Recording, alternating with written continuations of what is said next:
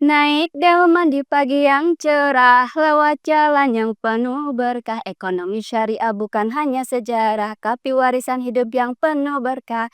Assalamualaikum warahmatullahi wabarakatuh. Innal hamdalillah wassalatu wassalamu ala Rasulillah Sayyidina Muhammad abdi abdillah wa ala alihi wa sahbihi wa man wala amma ba'di.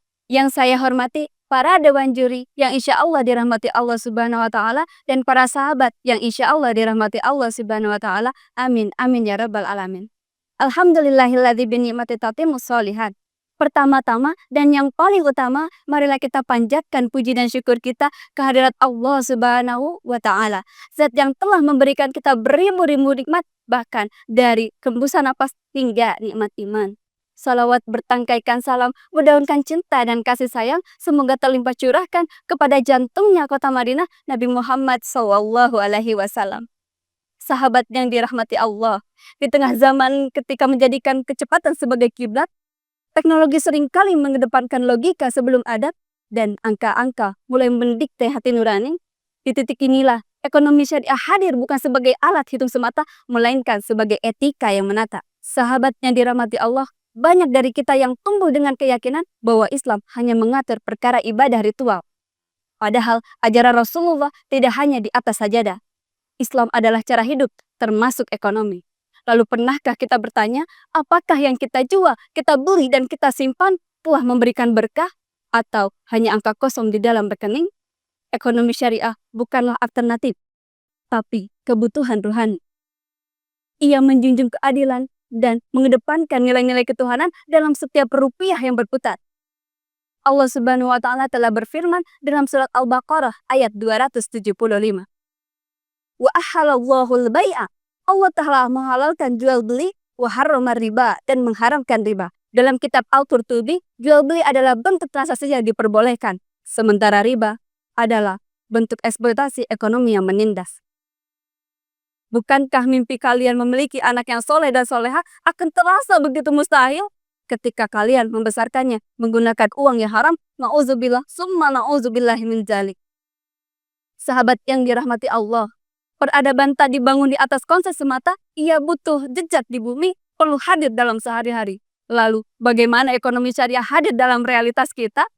Pertama, menjaga kehalalan konsumsi dan transaksi. Allah telah berfirman dalam surat Al-A'raf ayat 31.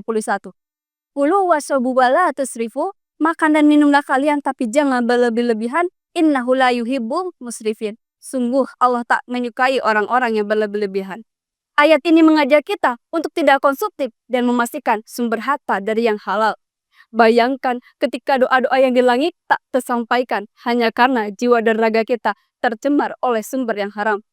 Kedua, memastikan lembaga keuangan sesuai dengan prinsip Islam.